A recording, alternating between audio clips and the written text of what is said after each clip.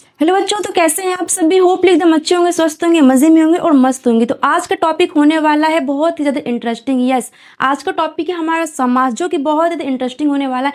हम आपको एकदम कॉन्सेप्ट से लेकर जो इसका बेसिक कॉन्सेप्ट है और विद ट्रिक के साथ आपको समझाएंगे। तो जो भी स्टूडेंट्स 9th से लेकर 12th तक है या फिर जिनके भी सिलेबस में समाज का टॉपिक है, तो बिल्कुल बेफिक्र रहिए। आपको आज की इस वीडियो में, अगर आप अंत तक इस वीडियो को पूरा देखते हैं, तो मान के चलिए कि आपका जो समाज का टॉपिक है पूरा क्लियर हो जाएगा। एक भी डाउट आपको नहीं बचेगा समाज में।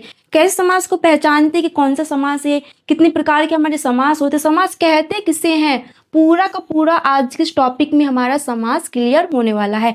तो टेंशन लेने का बात नहीं, क्योंकि जब तक ज्योति मैम साथ तो नहीं है टेंशन की बात। ओके, तो चलिए फिर देखते हैं कि समाज होता क्या है। सबसे पहले हम आपको बताते हैं कि समाज कहते किसे हैं भाई। शॉर्ट फॉर्म में डेफिनेशन को जानने से पहले इसका शॉर्ट फॉर्म देखते हैं कि समाज किसे कहते हैं। तो बेटे, समाज का आप अर्थ समझिए, किसका अर्थ बोल सकते हैं, किसका मीनिंग घटाना बोल सकते हैं। ओके, समाज को क्या बोल सकते हैं हम, घटाना। अब आप ये बोलोगे कि ये क्या बात हुई भाई, पढ़ तो हम हिंदी रहे हैं लेकिन मैथ कहाँ से आ गई इसमें। ओके, तो हम बताते हैं कैसे आगे। भाई मैथ नहीं आई हुई है। समाज का मतलब ही होता है घटाना, फिर संक्षिप्त वर्णन करना। मतलब समाज में आपको 2 वर्ड दिए होते हैं, उसको शॉर्ट फॉर्म में लिखना। संक्षिप्त का मतलब क्या होता है कि किसी भी टॉपिक पे आपको बोल दिया जाता है कि भाई मान लीजिए बोल दिया कि पर्यावरण का संक्षिप्त वर्णन कीजिए। संक्षिप्त का मतलब क्या होता है कि आपके जो भी उसके अर्थ है, आपको जो भी उसका आंसर आता है, उसको शॉर्ट फॉर्म में लिखना। ओके, समझ में आया। तो समाज को ही दूसरे शब्दों में संक्षिप्त भी बोल सकते हैं, उसका मतलब घटाना भी। सिर्फ समझने के लिए आपको बता रहे हैं कि घटाना इसको बोल सकते हैं, संक्षिप्त बोल सकते हैं। तो समाज का मतलब यही होता है कि किसी भी वर्ड को, जो भी लॉन्ग वर्ड है, यानी मान लीजिए एक यहाँ पर वर्ड है, एक यहाँ पर वर्ड है, इन दोनों वर्डों को मिला करके एक छोटा शब्द का निर्माण करना। ओके, 2 या 2 से अधिक वर्ड भी हो सकते हैं। तो 2 वर्डों को मिला करके एक छोटे वर्ड का निर्माण करना। और वो जो छोटा वर्ड है ना, उसका अर्थ नहीं बदलना चाहिए। याद रखना, सिर्फ वर्ड छोटा होगा बट अर्थ नहीं बदलेगा। जो इसका अर्थ होगा, उसके बाद जो वर्ड हमारा बनेगा, जो नया वर्ड हमारा बनेगा, उसका अर्थ भी सेम ही होगा। तो समास का मतलब क्या होता है कि जो लॉन्ग अर्थ शब्द होते हैं उसको छोटा करना, बट क्या अर्थ उसका चेंज नहीं होना चाहिए। चलिए फिर इसकी परिभाषा देखते हैं कि इसकी परिभाषा क्या कहती है। ओके, देखिए पीपीटी मतलब बना नहीं है, थोड़ा राइटिंग का इशू होगा तो आप लोग एडजस्ट कर लीजिएगा। बाकी जो मैं लिखूंगी वही बोलूंगी, तो आप सुनिएगा अच्छे से। ओके, तो समाज का मतलब क्या, समाज की हमारी परिभाषा क्या होती है। तो समाज क्या कहता है कि जब 2 या 2 से अधिक, ओके, जब 2 या 2 से अधिक, जब 2 या 2 से अधिक शब्दों को मिला करके, जब 2 या 2 से अधिक शब्दों को मिलाकर, राइटिंग का बेटा थोड़ा इशू होगा तो आप लोग एडजस्ट कीजिएगा। ओके, तो जब 2 या 2 से अधिक शब्दों को मिलाकर एक नया शब्द बनता है। कौन सा शब्द बनता है, एक नया या फिर न्यू शब्द बनता है। एक नया शब्द और छोटा, नया शब्द तो बनेगा बट जो पहले वाला शब्द होगा उससे छोटा होगा। तो जब 2 या 2 से अधिक शब्दों को मिला करके एक नया शब्द और छोटा शब्द बनता है, वो जो शब्द बनेगा वो कैसा बनेगा, छोटा शब्द बनता है, उसको हम क्या बोलते हैं, समास कहते हैं। ओके, तो जब 2 या 2 से अधिक शब्दों को मिलाकर के छोटा और एक नया शब्द बनता है तो उसे हम समास कहते हैं। ये हो गई हमारी बेटा डेफिनेशन। तो डेफिनेशन तो आपको पूछी नहीं जाती एग्जाम में, बहुत ही कम। अगर आप 8th से नीचे तक की क्लास में से 5th से 8th तक में तो मोस्टली डेफिनेशन पूछी जाती है। बट अगर आप 9th से अपर क्लास में है तो वहां पर आपकी डेफिनेशन बिल्कुल भी नहीं पूछी जाती। वहां पर क्या पूछा जाता है कि इसके जो पार्ट होते हैं ना, कि समाज भाई कहते किसे, तो नहीं पूछा जाएगा समाज की डेफिनेशन लिखिए। बच्चे तो है नहीं आप, है ना, बट समझने के लिए जरूरी है। जब तक आप समाज को ही नहीं समझे कि समाज होता क्या, तो आप इसके जो प्रकार है आप पहचानेंगे कैसे कि कौन सा समाज किस वर्ड में है। ओके, समाज का सीधा सा मतलब क्या है कि जब 2 या 2 से अधिक शब्दों को मिला करके एक नया और एक छोटा शब्द बनता है, उसको हम समास कहते हैं। फिर ऐसे ही बोल सकते हैं दूसरी भाषा में कि जब 2 या 2 से अधिक सार्थक शब्दों को मिला करके जो एक नए शब्द का निर्माण होता है, किसका, एक नए शब्द का निर्माण होता है, तो उसको हम क्या बोलते हैं, समास बोलते हैं। तो होप आपको समास एकदम क्लियर हुआ होगा, सिंपल से डेफिनेशन, कोई इतना कॉम्प्लिकेटेड नहीं है। ओके, तो ये हो गया हमारा समास। अब हम बात करते हैं भाई समास कितने प्रकार का होता है, क्योंकि एग्जाम में बेटा आपको डेफिनेशन तो पूछी नहीं जाएगी कि समास कहते किसे हैं, बट याद रखना बहुत जरूरी है। क्योंकि जब तक आपको याद ही नहीं हो कि समास कहते किसे हैं, तो भाई आगे का प्रोसेस ही कहाँ से आपको पता चलेगा। चलिए फिर देखते हैं कि समास कितने प्रकार का होता है। तो बेटा जो हमारी समास है ना, वो 6 प्रकार की होती है। ओके बेटा, राइटिंग का हम बोल रहे हैं, थोड़ा इश्यू है तो आप एडजस्ट कर लीजिएगा। ओके, तो समास कितना होता है, 6 प्रकार का होता है। फर्स्ट क्या होता है, अवयवी समास। अवयवी भाव समास। ओके, फर्स्ट हो जाएगा अवयवी भाव समास, ठीक है। सेकंड हो जाएगा हमारा तत्पुरुष समास। इसका हम आपको ट्रिक भी बताएंगे अगर आपको याद नहीं हो पाएगा। ओके, वेट कीजिएगा वीडियो को एंड तक का। एंड में आपको ट्रिक पता चल जाएगी कि आप सिर्फ चुटकियों में देखते ही पहचान जाएंगे कि इसमें कौन सा समास, इस वर्ड में कौन सा समास। ओके, तो टेंशन की बात नहीं है, बस थोड़ा वेट कीजिए, आराम आराम से वीडियो को देखिएगा फुल एंड तक। सेकंड हो गया तत्पुरुष समास, थर्ड हो गया हमारा द्विगु समास। ओके, थर्ड हो गया द्विगु समास। फोर्थ हो जाएगा द्वंद्व समास। फोर्थ हो गया द्वंद्व समास। और फिफ्थ हो जाएगा कर्मधारय समास। फिफ्थ हो गया कर्मधारय समास। और छठा हो जाएगा हमारा बहुब्रीहि समास। तो ये 6 प्रकार के हमारे क्या होते हैं, समास होते हैं, ठीक है। कोई आपसे अगर से 9th या फिर 10th वाले जो बच्चे हैं तो मोस्टली एमसीक्यूज में पूछ लिया जाता है कि समास भाई कितने प्रकार के होते हैं। तो समास कितने प्रकार के होते हैं, 6 प्रकार के, ठीक है। तो क्या होगा यहाँ पे कि समास हमारे 6 प्रकार के होते हैं। समास 6 प्रकार के, समास 6 प्रकार के होते हैं, ठीक है। तो ये हो गया समास हमारे 6 प्रकार के होते हैं। बात करते हैं कि भाई ये 6 के 6 जो समास उसको याद कैसे करें। क्या भाई याद कर सकते हैं, अगर भूल जाएंगे कि कैसे भाई याद करें। सिंपल सा ट्रिक है द्विंद अब तक, ठीक है। ट्रिक यहाँ हम लिख देते हैं कि समास को भाई याद करने का ट्रिक है। नाम तो आपको देखिए पता होना चाहिए कौन कौन सा नाम है। बाई चांस अगर आप 1-2 को भूल जाते तो उसके लिए आपकी ट्रिक काम आएगी। तो ट्रिक है हमारी द्विंदु, ठीक है। द्विंदु अब तक, द्विंद अब तक, फिर द्विंद अब तक भी बोल सकते हैं। तो ये बेटा हमारी ट्रिक है किसकी, समास के प्रकार को याद करने की। अब देखिए द्वि से क्या हो जाएगा, द्विगु समास, ठीक है। और इस वाले द्वंद से क्या हो जाएगा, द्वंद्व समास। आ से क्या हो जाएगा, अव्यवी समास। वा से क्या हो जाएगा, बहुब्रीहि समास। ओके, ता से हो जाएगा तत्पुरुष समास और का से हो जाएगा कर्मधारय समास। तो ये समास के भाई प्रकार को याद करने की ट्रिक है द्विंद अब, क्या हो गया,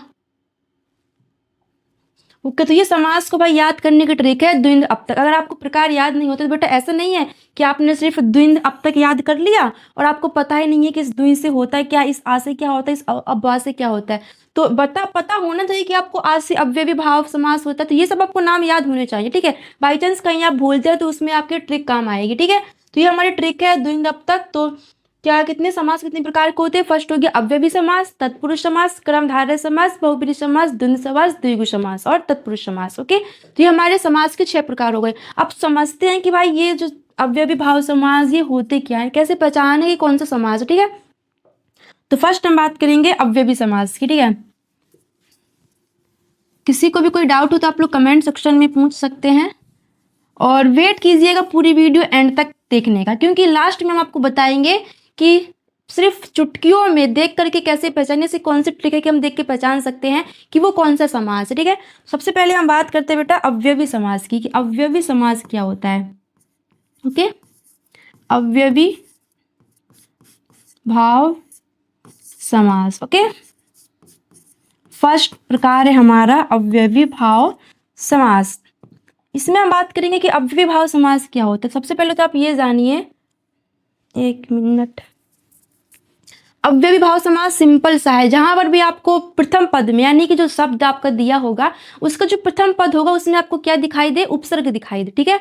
क्या देखना है आपको, उपसर्ग दिखाई दे। जब आपको क्या अव्यवी समास जब आपको वहां पर देखना है, जब जो आपको एक वर्ड दिया गया होगा उसमें आपको पहचानने को बोलेगा कि इस वर्ड में बेटा कौन सा समास है, तो आपको क्या देखना है कि जो आपका वर्ड दिया गया हो उसमें जो प्रथम पद होता है वो क्या होना चाहिए, उपसर्ग होना चाहिए। ओके, उपसर्ग क्या होता है कि जो शब्द का पहला अक्षर होता है। आपने उपसर्ग प्रत्यय तो पढ़ा होगा ना कि जो शब्द का पहला अक्षर होता है जिसपे यानी कि जो दूसरा वाला अक्षर होता है वो पहले वाले पर निर्भर होता है, उसको हम क्या बोलते हैं, उपसर्ग बोलते हैं। तो यही बताया गया है कि अव्यवी समास में कि जब क्या लिखना है अव्यवी समास में कि जब आपको किसी भी शब्द में, जब किसी भी शब्द में, जब किसी भी शब्द में जब किसी भी शब्द के शुरुआत में उपसर्ग लगा हो, जब किसी भी शब्द के शुरुआत में उपसर्ग दिखाई दे, क्या दिखाई दे, उपसर्ग दिखाई दे। जब किसी भी शब्द के स्टार्टिंग में आपको उपसर्ग दिखाई दे,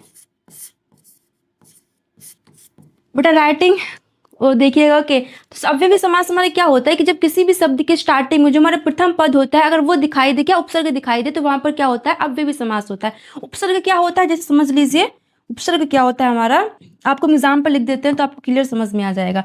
तो जैसे समझ लेते हैं कि उपसर्ग होता है क्या है। जैसे उपसर्ग में क्या आ लगा होता है किसी शब्द के स्टार्टिंग में, अनु लगा होता है तो ये हमारे उपसर्ग हैं। प्रति हो गया, ठीक है, और जैसे क्या बोल सकते हैं, प्र हो गया, ये हमारा उपसर्ग है। निरा हो गया, ये हमारा उपसर्ग है। ये सब क्या है हमारे, यथा हो गया।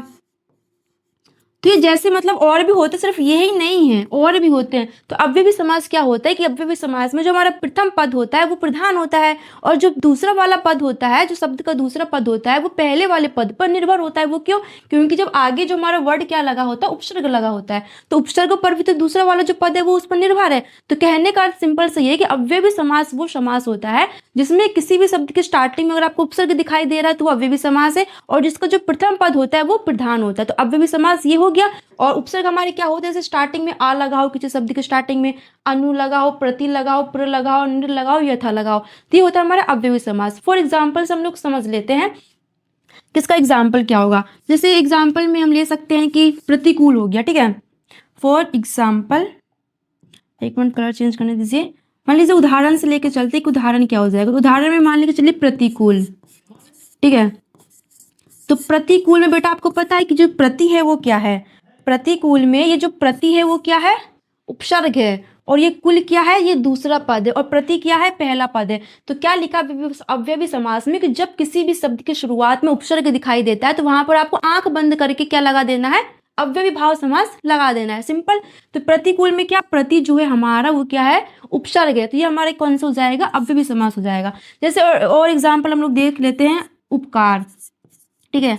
उपकार में ये जो उप है वो क्या है हमारा, उपकार में उप क्या हो गया हमारा, उपसर्ग हो गया, और कार हमारा दूसरा पद हो गया। तो क्या उपसर्ग है, तो कौन सा समास हो जाएगा, अव्ययी भाव समास। सिंपल समझ में आपको आया होगा। एग्जाम्पलों के साथ आप लोग प्रैक्टिस कीजिए, क्योंकि प्रैक्टिस के बिना भाई कुछ नहीं होने वाला, ठीक है। यहाँ पर मैं कितना एग्जाम्पल करवा दूंगी बेटा, 3 से 4 करवा दूंगी, बाकी तो आपको खुद ही करना पड़ेगा, ठीक है। तो यही है कि जिस सिंपल से याद रखना कि जब भी किसी शब्द के स्टार्टिंग में उपसर्ग दिखाई दे आपको, उपसर्ग जैसे आ हो गया, स्टार्टिंग में अनु हो गया, उप हो गया, है ना, प्रति हो गया, निर हो गया, यथा हो गया, तो जब भी आपको समास कभी भी किसी वर्ड में ये सब दिखाई दे तो आंख बंद करके अव्ययी समास लगा देना, ठीक है। तो ये हमारा पहला समास क्लियर हुआ, होपली सभी को इतना क्लियर होगा। अब नेक्स्ट हम बात करते हैं तत्पुरुष समास की, कि तत्पुरुष समास किसको कहते हैं, ठीक है। ओके, तो नेक्स्ट है हमारा तत्पुरुष समास। तत्पुरुष समास भी बहुत ज़्यादा इजी है, इसमें भी कोई इतना वो नहीं है, ठीक है। तत्पुरुष समास क्या होता है कि जो हमारे कारक होते हैं, कारक चिन्ह आपको पता है क्या होता है, जैसे कर्ता ने, कर्म से, करण के लिए, संप्रदान के लिए जो होता है ना कारक चिन्ह, तो इसमें कारक चिन्ह ही आपको देखना पड़ता है। तो जहां पर भी आपको कारण चिन्ह दिखाई दे, क्या जो भी आपको कारक चिन्ह होते हैं, जैसे कर्ता ने, करण से, करण के लिए, तो कारक चिन्ह आपको जहां भी दिखाई दे तो वहां पर क्या होता है, आपका तत्पुरुष समास होता है, ठीक है। सिंपल तो डेफिनेशन हमारी क्या हो जाएगी कि जहां पर या फिर जहां पर या फिर किसी भी शब्द के स्टार्टिंग में किसका, कारक चिन्ह का, कारक चिन्ह का लोप हो। लोप मतलब उसको विलोप कर लिया जाए, ठीक है। लोप मतलब उसको क्या कर लिया जाए, विलोप कर लिया जाए। तो जहां पर भी कारक चिन्ह का लोप हो या फिर विलोप हो, जहां पर भी कारक चिन्ह का लोप हो वहां पर हमारा क्या होता है, तत्पुरुष समास होता है। और दूसरी भाषा में या फिर जहां पर भी आपको कारक चिन्ह दिखाई दे, ठीक है, लिख देते हैं वरना आप बोलोगे कि बताया नहीं है, ठीक है। या फिर जहां पर भी कारक चिन्ह का, जहां पर भी कारक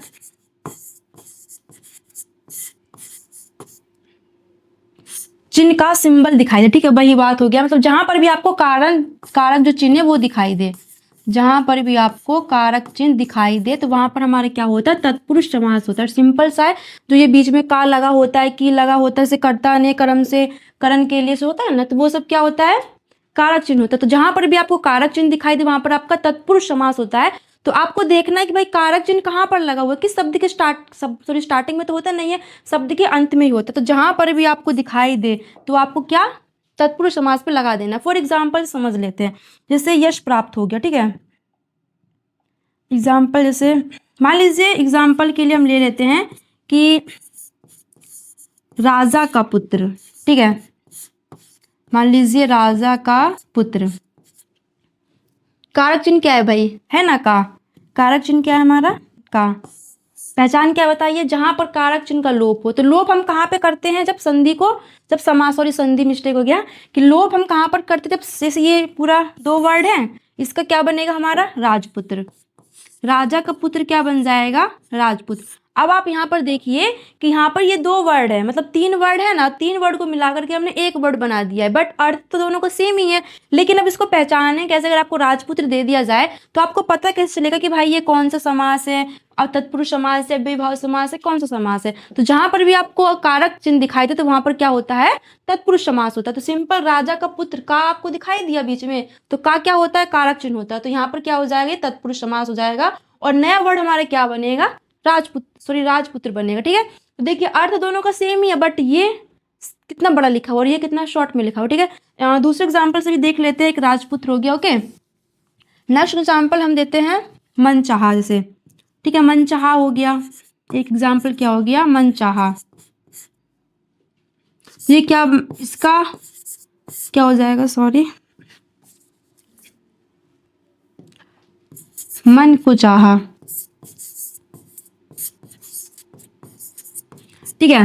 तो मन को चाहा, चाहा को लगा हुआ है, तो ये क्या हमारा कारक चिन्ह है। तो जहां पर भी आपको कारक चिन्ह दिखाई दे, सिंपल सा तत्पुरुष समास। तो सिंपल सा आपको समझ आएगा कि जहां पर भाई आपको कारक चिन्ह दिखाई दे, जैसे को हो गया, के लिए हो गया, से हो गया, ये सब क्या हो जाएगा हमारा कारक चिन्ह हो जाते हैं। तो ये तत्पुरुष समास वही कहता है कि जहां पर भी आपको कारक चिन्ह दिखाई दे, फिर कारक चिन्ह का आपको लोप दिखाई दे, तो वहां पर भी हमारा तत्पुरुष समास होता है, ठीक है। तो ये इतना आपको क्लियर हुआ होगा। थर्ड हम बात करते हैं किसकी, कर्मधारय समास की। कर्मधारय समास क्या होता है। तो बेटा कर्मधारय समास सिंपल है, विशेषता नाम सुने हो आप कभी, इक्वालिटी जिसको बोलते हैं हम इंग्लिश में।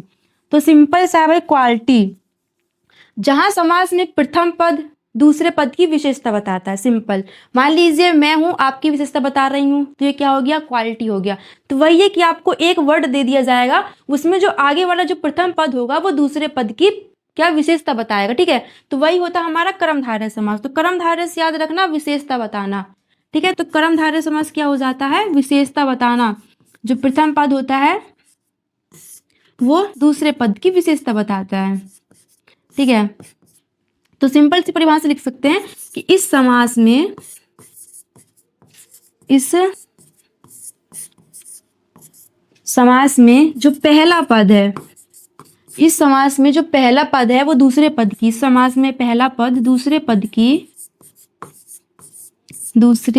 की विशेषता बताता है, ठीक है।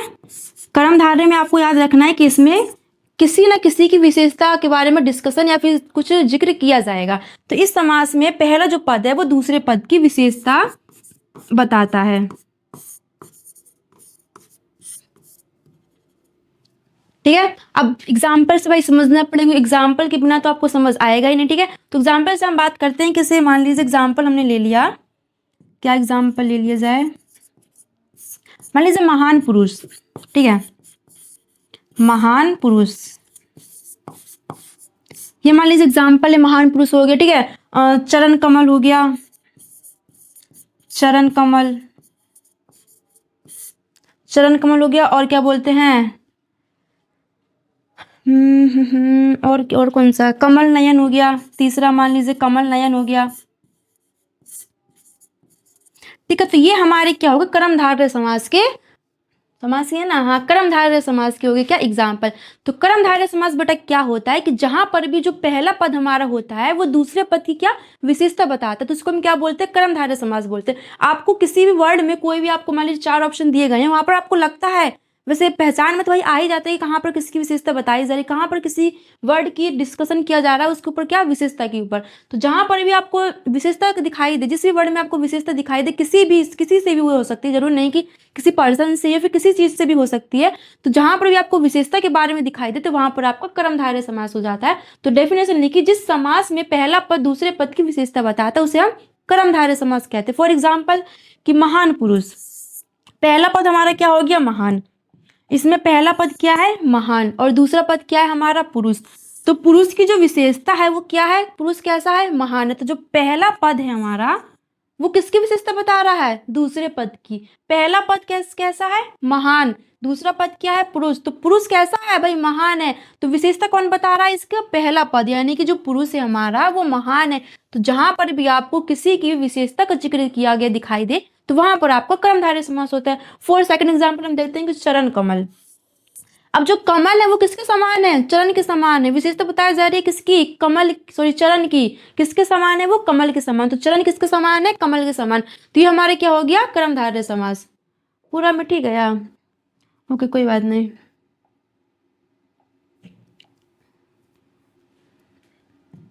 ठीक है, तो इतना हमारा कर्मधारय समास हो गया। अब चलिए कि बिल्कुल इजी है, इसकी सिंपल डेफिनेशन है कि जब भी कहीं भी किसी भी वर्ड के स्टार्टिंग में जो पहला पद होता है वहां पर आपको संख्या नजर आनी चाहिए। कहीं पर भी आपको संख्या नजर आती है, चाहे वो संख्या 1 हो, चाहे वो 2 हो, चाहे वो 3 हो, 10 हो, चाहे कितनी भी हो, मतलब अनलिमिटेड भी बोल सकते कि जहां पर भी आपको किसी भी शब्द के स्टार्टिंग में संख्या दिखाई दे, ठीक है, ये नहीं कि एंड में या फिर बीच में, जब भी किसी शब्द के स्टार्टिंग में आपको संख्या दिखाई दे तो वहां पर हमारा द्विगु समास होता है। फॉर एग्जाम्पल पहला डेफिनेशन देख लेते हैं कि भाई डेफिनेशन क्या है। ठीक है, तो सिंपल है कि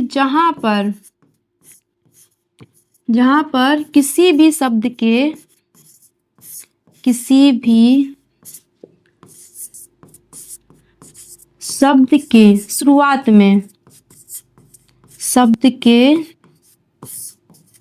शुरुआत में संख्या दिखाई दे, क्या दिखाई दे, संख्या। अब वो संख्या कितनी भी हो सकती है।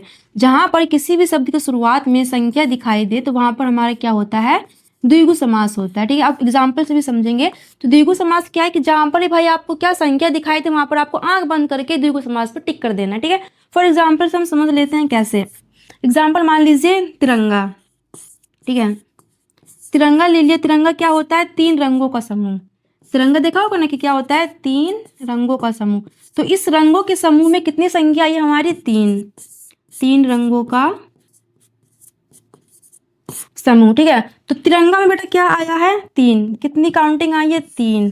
संख्या है कि नहीं है भाई, 3 संख्या है कि नहीं है संख्या। तो क्या बताया है कि द्विगु समास क्या होता है कि जहां पर भी किसी भी शब्द के शुरुआत में आपको संख्या दिखाई दे तो वहां पर क्या द्विगु समास होता है। फॉर एग्जाम्पल तिरंगा में ती क्या है, 3, मतलब 3 रंगों का समूह। तो स्टार्टिंग में तिरंगा दशानन बोल सकते हैं, दशानन में क्या 10 आया है। दशानन किसको बोलते हैं, रावण को। तो दशानन क्या हो गया हमारा, इस देखिए दशानन में भाई कंफ्यूजन है क्योंकि आपको एक आगे शब्द भी आपको दिखाया, एक जो आगे अब एक और आएगा, कौन सा बहुब्रीहि समास आएगा उसमें आपको क्लियर किया जाएगा कि जो दशानन बेटा वो अपवाद है, दशानन किसी तीसरे शब्द को भी दिखाता है। दशानन किसको बोलते हैं, हम रावण को बोलते हैं। तो बहुब्रीहि समास में यही होता है, वो खैर बाद में हम करेंगे, देखेंगे। तो दशानन में क्या 10 काउंटिंग आ रहे हैं। तो जहां पर भी आपको संख्या दिखाई दे तो आपको क्या कर देना है, द्विगु समास पे टिक कर देना है। तो सिंपल आपको बेटा क्लियर हुआ होगा कि जो द्विगु समास है वो क्या होता है कि जहां पर भी आपको संख्या दिखाई दे, चाहे वो संख्या कितनी भी हो, वहां पर क्या द्विगु समास होता है। ठीक है, तो ये हमारा द्विगु समास क्लियर हो गया। अब हम बात करते हैं फिफ्थ की। फिफ्थ है हमारा द्वंद्व समास। द्विगु समास, द्वंद्व समास मान के चलिए बहुत ही ज्यादा ईजी है ना। ठीक है, तो अब हम बात करते हैं कि द्वंद्व समास क्या होता है। ठीक, द्वंद्व समास, तो बेटा द्वंद्व समास में क्या होता है कि जो दोनों ही वर्ड होते हैं हमारे, चाहे वो पहला पद हो चाहे वो दूसरा पद हो, दोनों इसमें क्या होते हैं, प्रधान होते हैं। वो कैसे, और इसकी पहचान क्या होती है, या तो इन दोनों शब्दों के बीच में योजक चिन्ह लगा हो। योजक चिन्ह क्या होता है, ऐसा वाला, ये हमारा होता है योजक चिन्ह। तो जहां पर भी आपको योजक चिन्ह दिखाई दे जाए, ठीक है, जहां पर भी आपको और दिखाई दे जाए, है ना, किन्हीं भी 2 शब्दों के बीच में और दिखाई दे जाए या फिर या लिखा हो, ठीक है, तो ये हमारी पहचान होती है द्वंद्व समास की। योजक चिन्ह लगाओ किसी 2 वर्ड के बीच में, और लगाओ या फिर या लगाओ, तो ये हमारी पहचान होती है द्वंद्व समास की। ठीक है, तो द्वंद्व समास की हम डेफिनेशन देख लेते हैं। सिंपल से यही है कि क्या हो जाएगा कि इसमें दोनों पद प्रधान होते हैं। इस समास में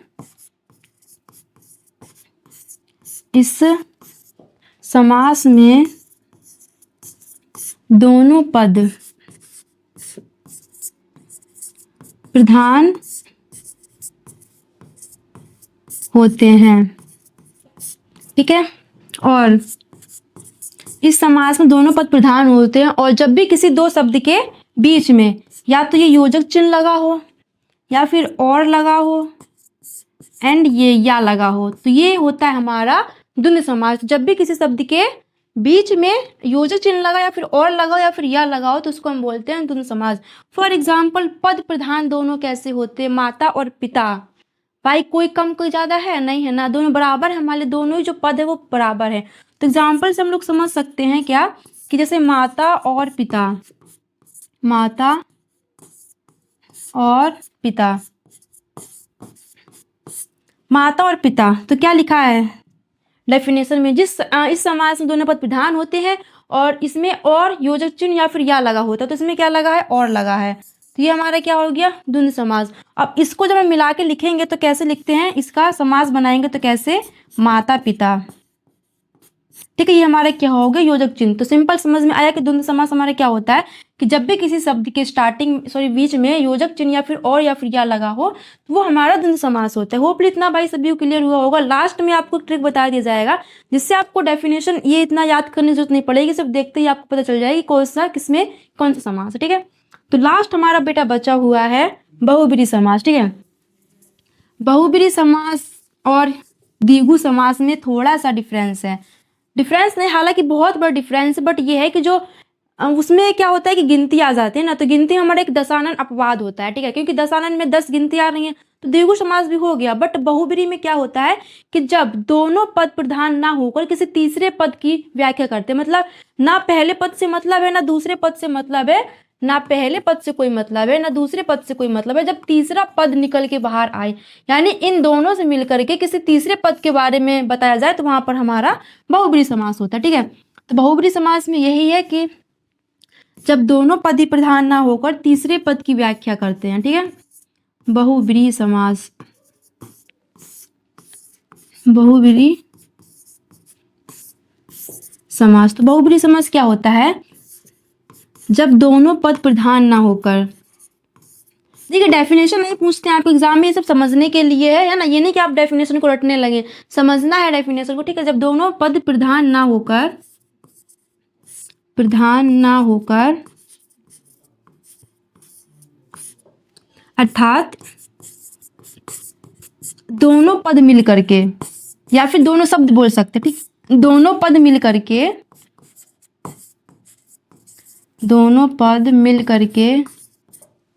किसी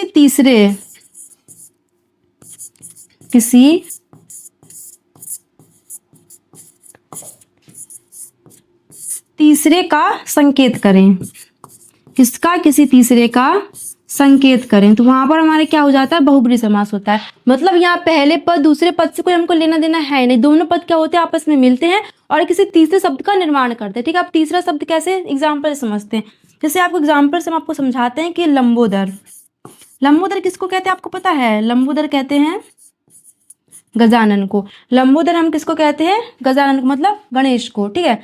तो इसमें क्या हो जाता है कि लंबा है जिसका उदर, उदर का मतलब क्या होता है, शरीर, उदर का मतलब क्या हो जाता है, शरीर। तो भाई गणेश जी का शरीर किसके समान था, लंबा था, गजानन के समान, तो लंबोदर का अर्थ क्या हो जाता है कि लंबा है जिसका उदर मतलब कि गणेश, लंबोदर मतलब लंबा है जिसका उदर, मतलब लंबा है भाई जिसका शरीर, ठीक है।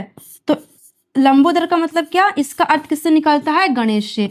तो पहला पद दूसरा पद इसमें प्रधान है ही नहीं, यहाँ लंबोदर है यहाँ गणेश है, तो मतलब दोनों पद को मिलाकर किसी तीसरे की ओर संकेत करते, कोई तीसरा वर्ड निकल के आता है उसको हम क्या कहते हैं, बहुब्रीहि समास कहते हैं। और जैसे नीलकंठ हो गया, ठीक है, नीलकंठ हो गया, नीला है जिसका कंठ, नीलकंठ हम किसको कहते हैं, शिव जी को कहते हैं, तो नीलकंठ शिव जी को, तीसरा वर्ड निकल के आ रहा है ना, नीलकंठ शिव जी, नील है नीला है जिसका कंठ, तो नीलकंठ किसको कहते हैं, शिव जी को। इसमें भी कौन सा तीसरा शब्द निकल के आ रहा है, तो मतलब जब भी किसी शब्द में किसी शब्द यानी जब भी कोई आपको शब्द दिया गया हो उन दोनों को मिला करके कोई तीसरा की ओर संकेत किया जाए, मतलब कोई तीसरा शब्द निकले, ठीक है, उसको हम क्या कहते हैं, बहुब्रीहि समास कहते हैं। तो ये हमारे पूरे समास बेटा यहाँ पर क्लियर होते हैं।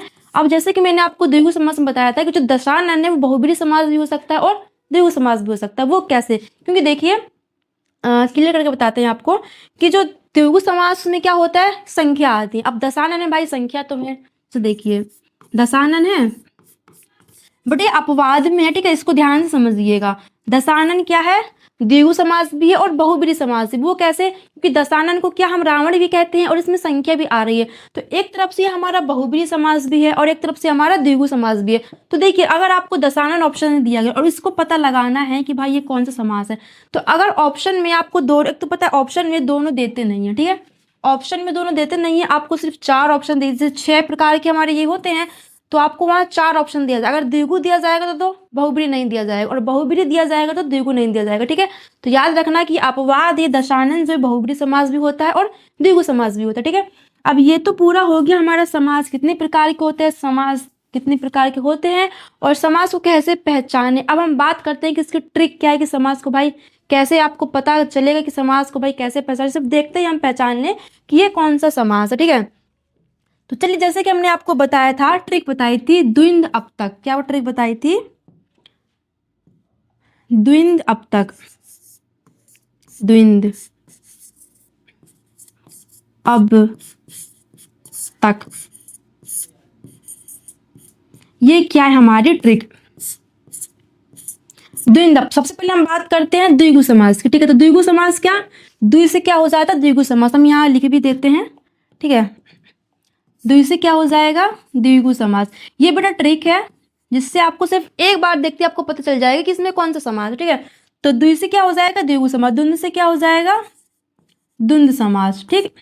आज से अव्ययी समास, आज से हो जाएगा अव्ययी भाव समास, वा से हो जाएगा बहुब्रीहि समास, वा से बहुब्रीहि समास, ता से तत्पुरुष समास, ठीक है। द्विंद अब तक ये ट्रिक है आपके याद करने की, काल से हो जाएगा कर्मधारय समास, ठीक है। अब देखिए द्विंद अब तक, दा से द्विगु समास, दा से द्वंद्व समास, आज से अव्ययी समास, बा से बहुब्रीहि समास, ता से तत्पुरुष समास और का से कर्मधारय समास। अब देखिए द्वि का जहां पर भी आपको संख्यावाचक दिखाई दे, जहां पर भी आपको क्या दिखाई दे, संख्या दिखाई दे, ठीक है, जहां पर बेटा आपको संख्या दिखाई दे वहां पर क्या हो जाएगा द्विगु समास हो जाएगा, ठीक। और जहां पर भी आपको योजक चिन्ह दिखाई दे, योजक चिन्ह हो और लगा हो बेटा या लिखा हो, तो ये हमारा क्या हो जाएगा कौन सा द्वंद्व समास हो जाएगा, ठीक है। तो जहां पर भी बेटा आपको संख्यावाचक में द्विगु समास आएगा और जहां पर भी योजक चिन्ह और या लिखा हुआ दिखाई दे वहां पर हमारे क्या हो जाएगा द्वंद्व समास हो जाएगा, ठीक। अब आती है बात आज से, तो आज से क्या होता है हमारा अव्ययी समास। तो अव्ययी समास में क्या आ जाएगा उपसर्ग, तो जहां पर भी आपको उपसर्ग दिखाई, जब भी किसी वर्ड के स्टार्टिंग में आपको उपसर्ग दिखाई दे तो वहां पर हमारे क्या हो जाएगा अव्ययी समास हो जाएगा, ठीक है। अब बेटा अव्ययी समास जब हमने आपको पढ़ाया था तो एक इसका नोट पॉइंट था, वो बताना आपको भूल गए थे, मिस हो गया, तो यहाँ पर बता देते। उपसर्ग में अव्ययी समास क्या होता है, जब भी आपको उपसर्ग दिखाई दे तो वहां पर हमारा अव्ययी समास होगा। बट एक नोट पॉइंट क्या होता है इसमें, नोट पॉइंट याद रखिएगा कि जब सेम यानी एक ही शब्द की पुनरावृत्ति होती है, मतलब जब एक ही शब्द की पुनरावृत्ति होती है, क्या होती है पुनरावृत्ति होती है, ठीक है। मान लीजिए जब एक ही शब्द की पुनरावृत्ति होती है मतलब एक ही शब्द 2 बार रिपीटेड होता है तो वहां पर हमारा अव्ययी समास होता है। तो अव्ययी समास एक तो पहचान होती है कि वहां पर स्टार्टिंग में उपसर्ग लगा होता है और सेकंड होती है कि एक ही शब्द में पुनरावृत्ति होती है, ठीक है। पुनरावृत्ति कैसी, दोनों वर्ड एक जैसे होंगे, जैसे मान के चलिए एग्जाम्पल घर घर हो गया, घर और घर, बीच में योजक चिन्ह लगा होगा, ठीक है, योजक चिन्ह लगा होगा तो आप बोलेगा कि भाई यहाँ पे द्वंद्व समास भी हो सकता है, क्योंकि द्वंद्व समास में मैंने आपको बताया है कि योजक चिन्ह लगा होता है, योजक चिन्ह की पहचान होती है कि वो द्वंद्व समास है। बेटा यहाँ पर भी योजक चिन्ह लगा होता है, क्या आप अब भी समास कर देंगे, नहीं करेंगे, क्यों, क्योंकि मैंने क्या बोला है कि इसमें क्या होता है अपोजिट वर्ड होते हैं, मतलब माता पिता हो गया, भाई बहन हो गया, चाचा चाची हो गया, ठीक है, माता पिता नाना नानी हो गया, तो ये क्या दोनों वर्ड कैसे, 2 वर्ड तो है, योजक चिन्ह भी है बट दोनों वर्ड अलग अलग है। बट अव्ययी समास में क्या होता है कि दोनों वर्ड एक ही जैसे होंगे, जैसे घर घर हो गया, रातों रात अलग अलग हो गया, जब भी हम अलग अलग लिखते हैं तो बीच में योजक चिन्ह लगाते हैं ना, तो वैसे ही जब भी आपको दो वर्ड एक से दिखाई दे, रिपीटेड वर्ड दिखाई दे और बीच में योजक चिन्ह लगाओ तो वहां पर हमारा अव्ययी समास होता है, ठीक है। तो ये हो गया हमारा अव्ययी समास। अब हम बात करते हैं बहुब्रीहि समास की। तो बहुब्रीहि समास में क्या होता है, तीसरा और संकेत। बहुब्रीहि समास क्या बताता है हमको, तीसरा और संकेत, ठीक है। तीसरा और संकेत आपको बताया था कि जब भी आप किसी तीसरे की ओर संकेत दिखाई दे, जब भी आपको कोई तीसरा पद निकल के आए दोनों शब्दों को मिलाकर, कोई किसी तीसरे के ऊपर संकेत किया जा रहा है, ठीक है, तो वो जैसे वो क्या होता है, जैसे मान लीजिए सास बहू की कोई लड़ाई हो रही है, ठीक है, तो वहाँ दोनों से किसी को मतलब ही नहीं है भाई, सास लड़ रही है बहू लड़ रही है, ठीक है, लेकिन तीसरा पद कौन भाई, जो बाहर के लोग होते हैं वो मजा लेते हैं ना, तो पहले पद मतलब सास हो गई, दूसरा पद बहू हो गई, तो इन दोनों को भाई मतलब नहीं है, तीसरा पद को भाई मतलब है कि भाई उनके घर में लड़ाई हो रही है। तो ऐसा ही है कि जब पहला पद दूसरे पद से कोई दोनों को मतलब ही ना हो, दोनों पद मिल करके तीसरे को आनंदित, भाई तीसरे को आनंद मिला है ना, तो यही होता है भाई, जैसे दो घर में लड़ाई होता है तो तीसरे को आनंद आता है, ठीक है, तो तीसरे पद की ओर संकेत हो रहा है। तो वही यहाँ पर कि जब भी तीसरे की ओर संकेत किया जाता है तो वहां पर बहुब्रीहि समास होता है। तासु होता है तत्पुरुष, तत्पुरुष मतलब कारक चिन्ह, जहां पर भी आपको कारक चिन्ह दिखाई दे, ठीक, जहां पर भी आपको कारक चिन्ह दिखाई दे वहां पर हमारा क्या होता है, तत्पुरुष समास। अब क्या होता है कर्मधारय समास। कर्मधारय समास में क्या होता है, विशेषता। तो जहां पर आपको विशेषता बताई जाए वहां होता है कर्मधारय समास।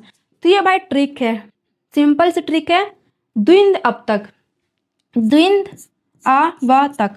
सिंपल समास की ट्रिक क्या है, द्विंद अब तक, मतलब कि दा से हो जाएगा द्विगु समास, धुन से हो जाएगा द्वंद्व समास, आ से हो जाएगा अव्ययी समास, वा से हो जाएगा बहुब्रीहि समास, ता से तत्पुरुष समास, का से कर्मधारय समास। पहचानने की ट्रिक क्या है, द्वि, जहां पर भी आपको संख्या दिखाई दे संख्यावाचक, तो जहां पर भी आपको क्या दिखाई दे, संख्या दिखाई दे, वहां पर संख्यावाचक दिखाई दे, वहां पर द्विगु समास।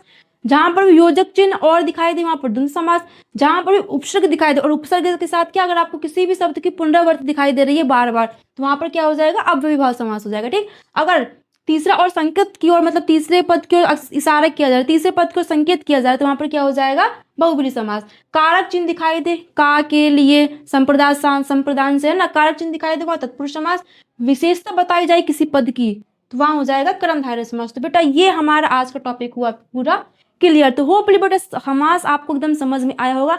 बहुत ही सिंपल सा कॉन्सेप्ट, इतना कोई कॉम्प्लिकेटेड नहीं है। आप इस ट्रिक को याद करिएगा, ठीक है।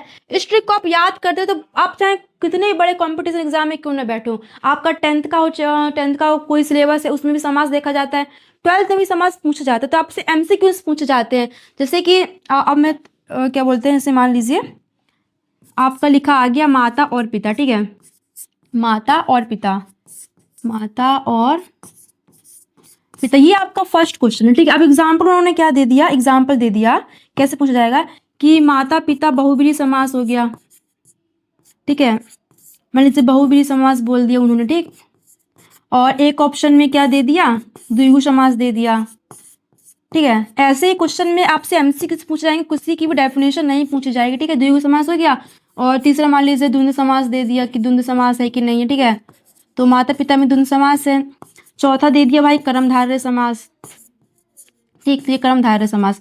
तो यहाँ पर क्या हो गया, माता और पिता पूछा गया और आपको ऐसे 4 ऑप्शन दे दी जाएंगे, तो आपको बताना है कि भाई कौन सा समास। तो मैंने आपको क्या बताया था कि जब भी आपको योजक चिन्ह दिखाई दे तो क्या हो जाएगा, द्वंद्व समास हो जाएगा। कर्मधारय समास क्या हो जाएगा, जिसमें विशेषता बताई जाए। बहुब्रीहि समास क्या हो जाएगा, तीसरे पद को संकेत किया जाए, दोनों पद को मिलाकर कोई तीसरा पद निकले। द्विगु समास क्या हो जाएगा, संख्या दिखाई दे। तो सिंपल माता और पिता में कौन सा समास, तो आंख बंद करके क्या कर देंगे, द्वंद्व समास पे टिक कर देंगे, ठीक है, आंख बंद करके नहीं खोल कर करना है आपको, ठीक है। तो ये बेटा पूरा कॉन्सेप्ट हमारा समास का यहाँ पर क्लियर होता है।